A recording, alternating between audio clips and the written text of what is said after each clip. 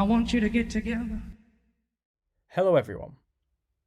Today's episode of The Nephilim Look Like Clowns is going to be a case study on a song called Clint Eastwood by the virtual band Gorillaz. Now, the main lyricist for this song is Del the Funky Homo Sapien, and in the music video it appears that he is represented as a literal clown demon summoned from the void. So I thought it pertinent to include this in the series. But it also makes for an interesting examination of the damnable nature and influence behind the songs that break through the charts and end up becoming glorified as the greatest songs ever. Let's start by understanding the type of person who created this band. Damon Albarn. This individual used to be one of the main leaders, guitarist and singer for the band known as The Blur. He's now a Britpop superstar legend and is the creator of the animated virtual band called Gorillaz. Now, I found here that he did speak to The Guardian at one point, and he actually confessed in this newspaper, quote, "Magic and the occult are a part of my life. I've got to come out of the closet," end quote. Now, this guy also claims to have been in contact with an Elizabethan mage called John Dee in the spirit realm, about who he's actually written a pop musical. Now, I'm not here to write this man's biography, but these key points certainly make one's eyebrows raise immediately. He claims it's from his obsession with John Dee that he adopted the heptagram or septagram as a mainstay sigil for his concerts and performances. Now, the religious and occult symbolism behind this is actually different for many different cultures. For example, the heptagram became a traditional symbol for warding off evil in Catholicism, and the symbol is also used in Kabbalist Judaism. In Islam, the heptagram is used to represent the first 7 verses of the Quran. It's also used as a symbol for Babylon in Aleister Crowley's occult system called Thelema. The heptagram is also known among neo-pagans as the Elven Star or Fairy Star. It is treated as a sacred symbol in various modern pagan and witchcraft traditions. Blue Star Wicca also uses the symbol, where it is referred to as the septagram. The second heptagram is a symbol of magical power in some pagan spiritualities. In alchemy, the 7-sided star can refer to the 7 planets, which were known to early alchemists, and also the 7 alchemical substances: fire, water, air, earth, sulfur, salt, and mercury. Now, Aleister Crowley, who I mentioned earlier, who created this Thelema system of occult belief, was a sadistic, narcissistic Satanist who appears to have been idolized by many pop artists throughout the decades, with pop culture references to him hidden in many forms of media, especially by those who have achieved some serious fame and fortune through the creative industries. The man basically bastardized already established occult belief systems and molded them into his own Crowley-centric cult. He believed himself to be the great beast described in the Bible, and became obsessed with the great harlot named Babylon described in Revelation. He believed that he was the beast that she would ride upon, and he even applied the spirit of Babylon to be within the women who came in and out of his cultish lifestyle. If we read the generously framed Wikipedia article on him, it explains that his use of the 7-pointed star, the heptagram, was to symbolize this great harlot called Babylon, also known as the Scarlet Woman, the Great Mother, the Mother of Abominations. In her most abstract form, Babylon represents the female sexual impulse and the liberated woman.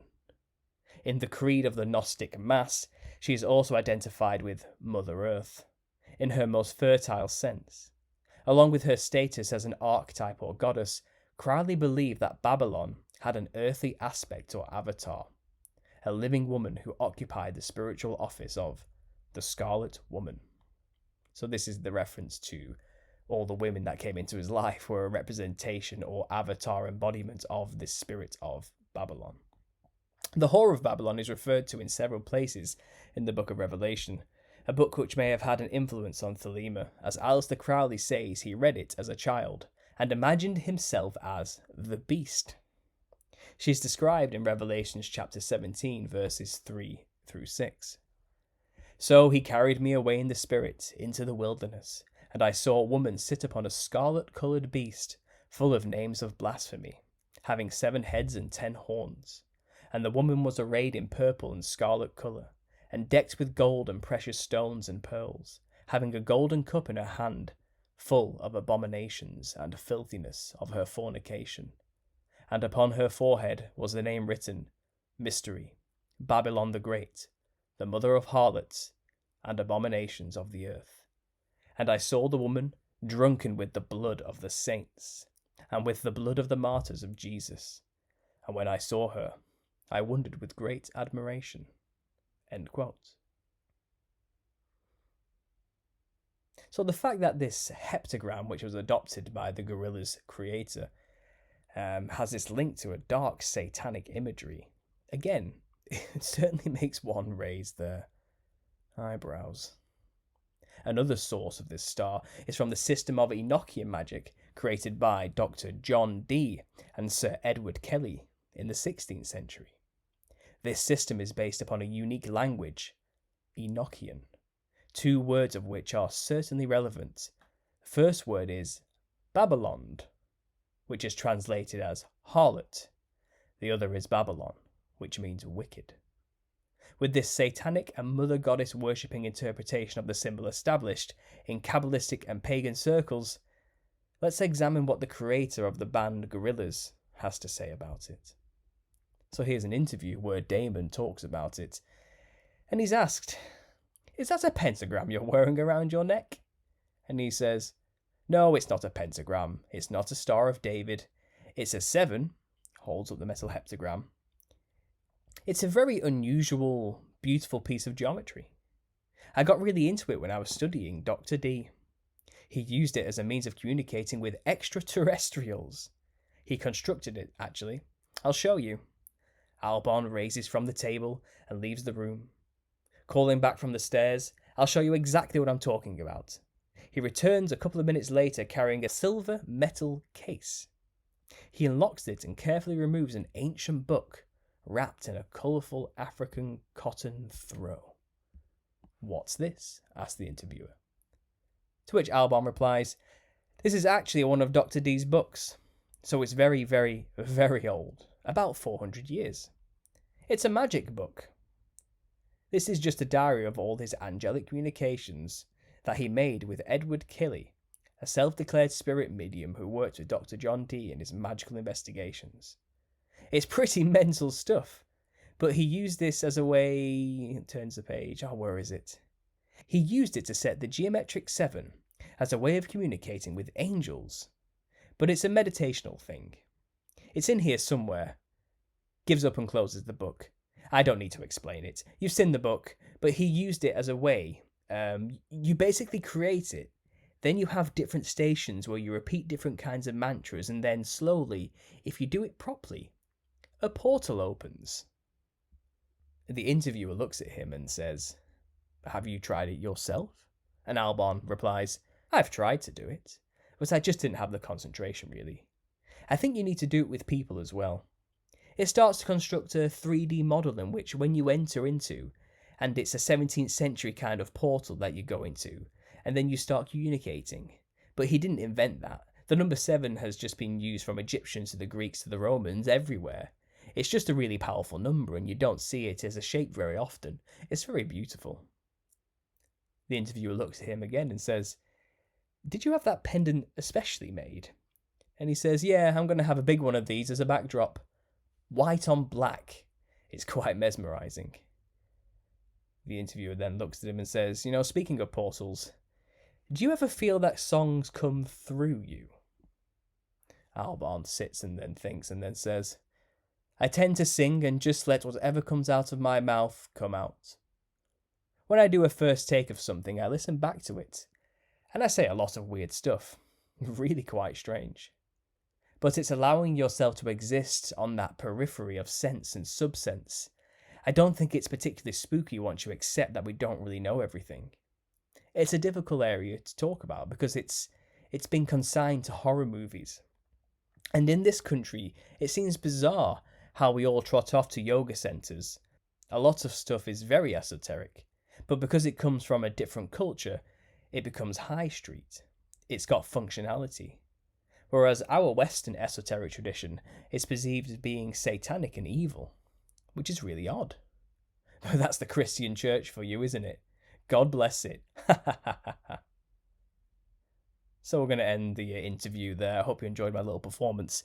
From this interview, one can't help but wonder if Damon is being subtly deceptive in his very simplistic explanation of this extremely well understood and established symbol for the use of summoning demons and power from the spirit realm.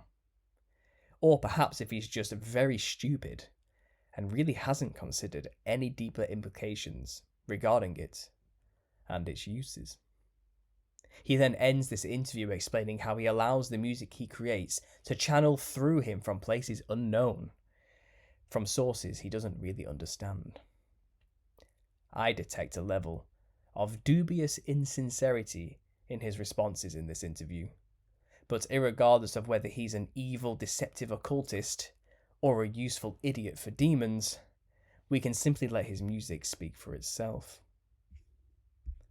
As mentioned at the start, we're going to focus solely on a song called Clint Eastwood.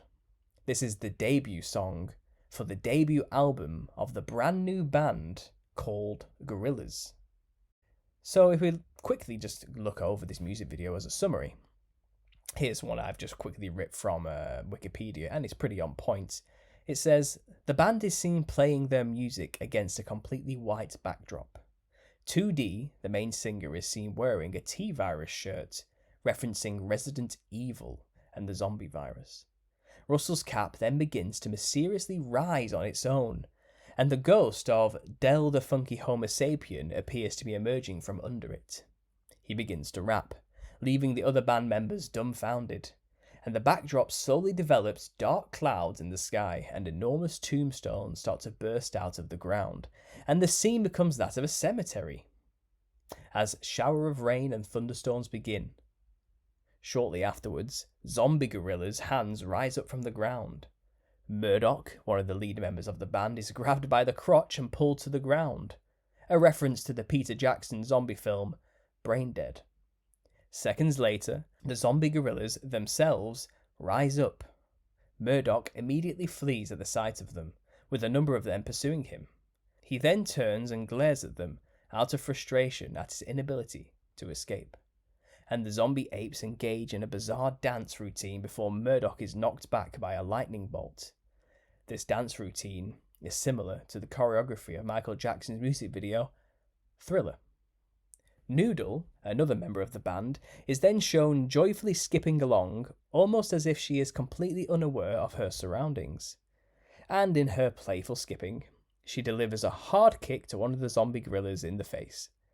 Immediately afterwards, Del is then sucked back into Russell's head as the gorillas all disintegrate. And the band members are left standing in the cemetery, now bright with sunlight. Okay, so themes of the dead and the undead run throughout this video, with a reference to the T-Virus of Resident Evil, ghost demons leaving people's bodies, monkeys rising from the dead, and dancing like zombies from Michael Jackson's Thriller in the graveyard setting. So it's clear we're dealing with the spirits of the dead who live disembodied in the spirit realm, aka the Nephilim.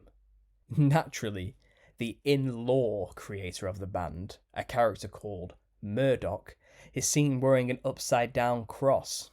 Murdoc is also loosely based on Damon Albarn himself, with many of the events that happen to Murdoc and things that Murdoc says loosely being based on that of Albarn.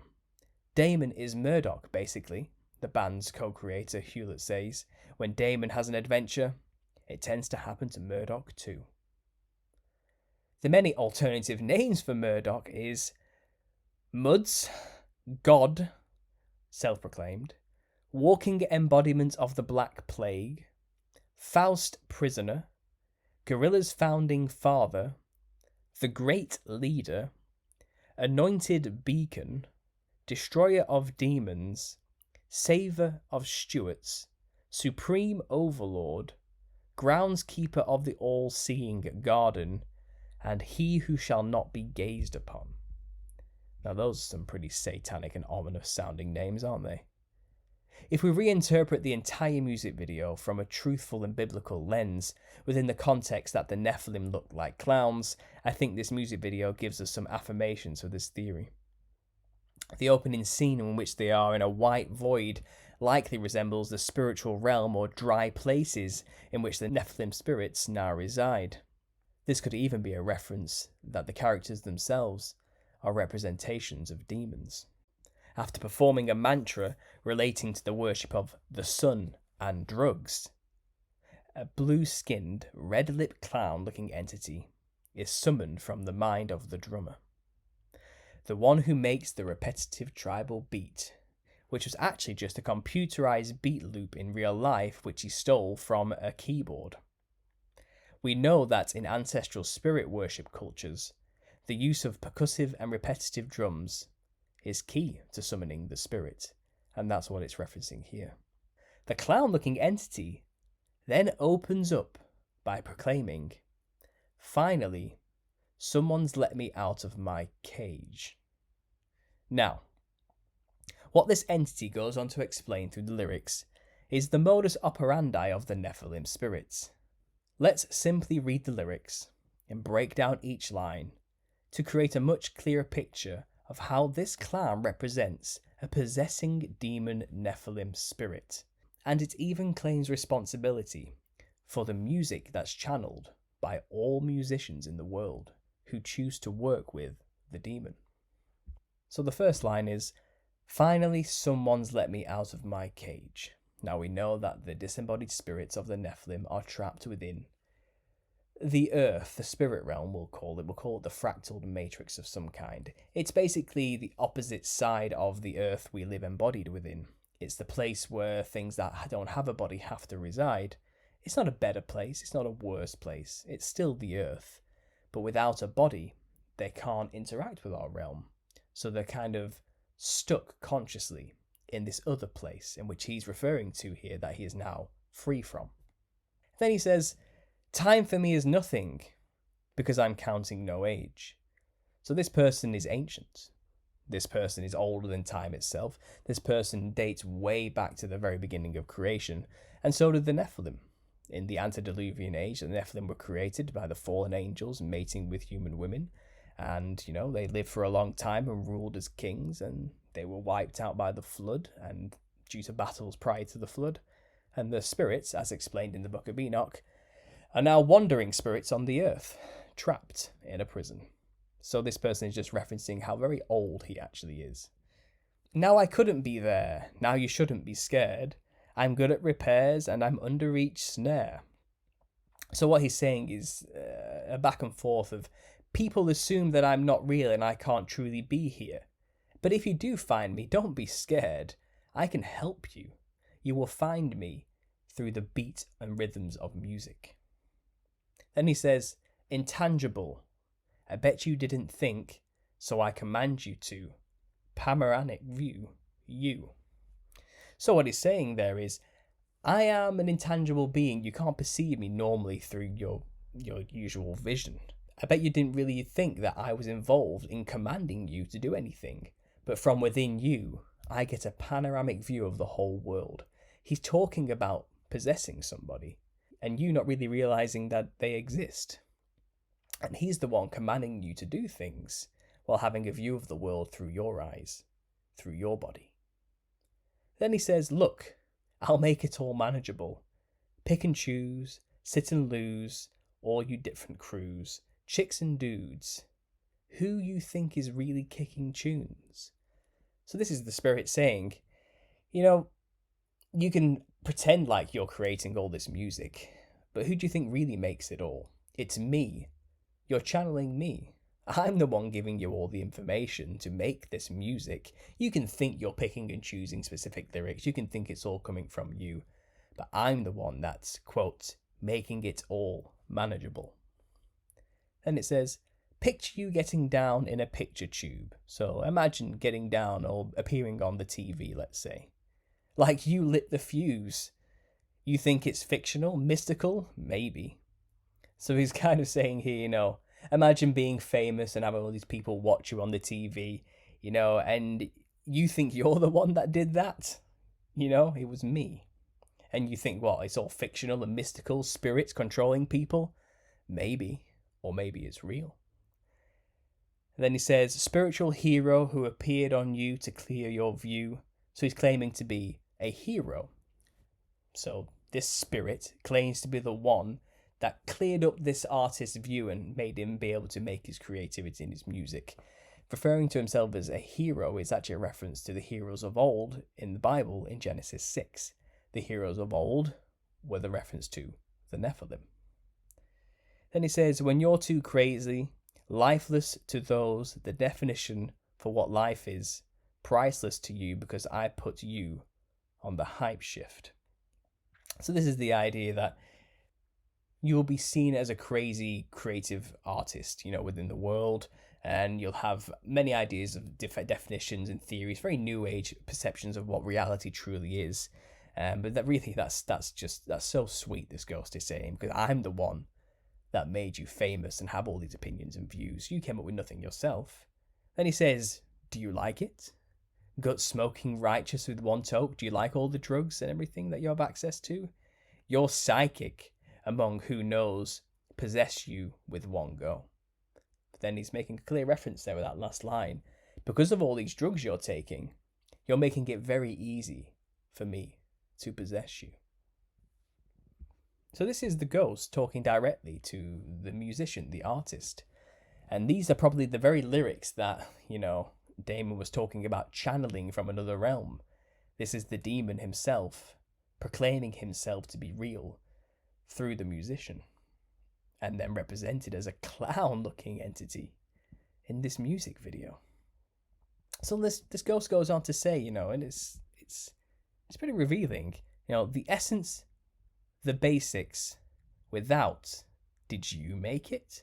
So he's saying, I'm the one who made the music.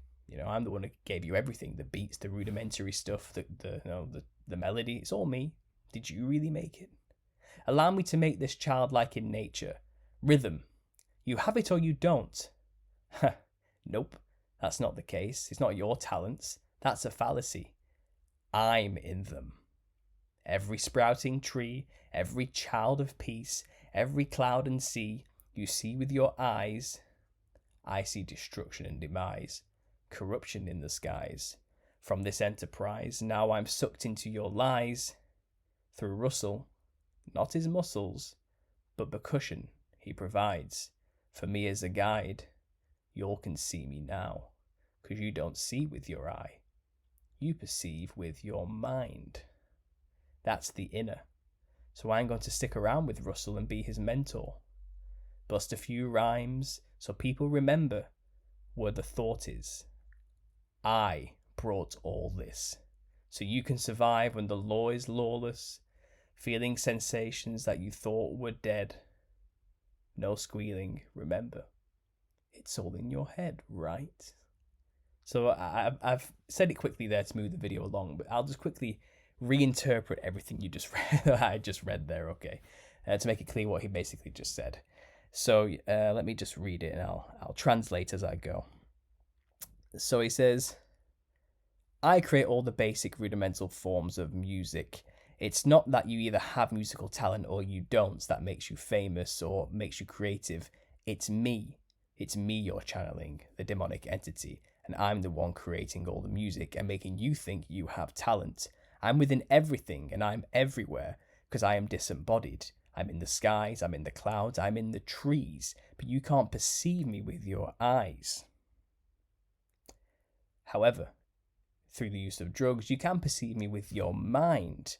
And if you want, I'll stick around with you and I'll be a mentor and I'll create all the music that'll make you famous so people will remember you.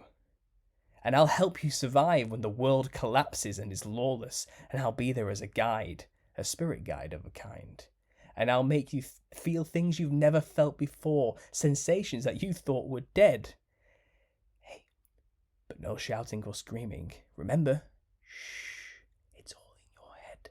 I'm not really here. You know, he's trying to say, I don't really exist, and you better make sure other people don't know I exist. So that's what this ghost just said. This is an admittance that it's demonic influence channeled, which creates the music that you're currently listening to. But how often do you really bother to sit there and actually listen and pay attention to the music, let alone understand the symbolism behind it? You know, it's not a common practice for most people, so I understand why a lot of this goes over people's heads. But it's songs like this, which are renowned as the most brilliant song that's ever been created. The top 300 songs ever created, it's up there, you know. And the artists who make these type of songs and get extremely big and up there in the charts and made legends, well, they all generally tend to dress and channel like a clown. You know, they all seem to be doing the same thing and communicating with a similar demon. A demon that in this music video admits, yeah, I'm the one who makes all the music for these people. It's me, not them. As an ending side note, there are a few more things I noticed while watching the video. The ghost is depicted as a giant while singing many times, as the Nephilim were giants themselves when they roamed the earth. The drummer is seen sticking out his tongue as the demon is summoned, which is another symbol referenced throughout all cultural representations of the Nephilim. The Gorgon is one famous example, and many, many more. Go watch my channel and my videos on this to get those representations. We also find a subtle reference to the 2 pillars of Solomon's temple in the beginning, a key symbol of Freemasonry. But we also have a reference to the occult Freemason symbol of the square and compass, or the seal of Saturn, under the arms of the Gorillaz, in a very oddly placed, out-of-place type of fashion. This could be a subtle reference to where this band truly holds its allegiance, or at the very least, who's funding them. The ghost is also a controller of lightning, another common motif of the Nephilim. Examples of this are found in the lightning gods of the Heyoka, the Wandjina, and the Solomonari, to name only a few, all of which were Nephilim creatures. But this electrical nature of the entity is also a reference to the Prince of the Power of the Air, aka Lucifer, who fell from heaven like lightning, who controls all things electrical and frequency.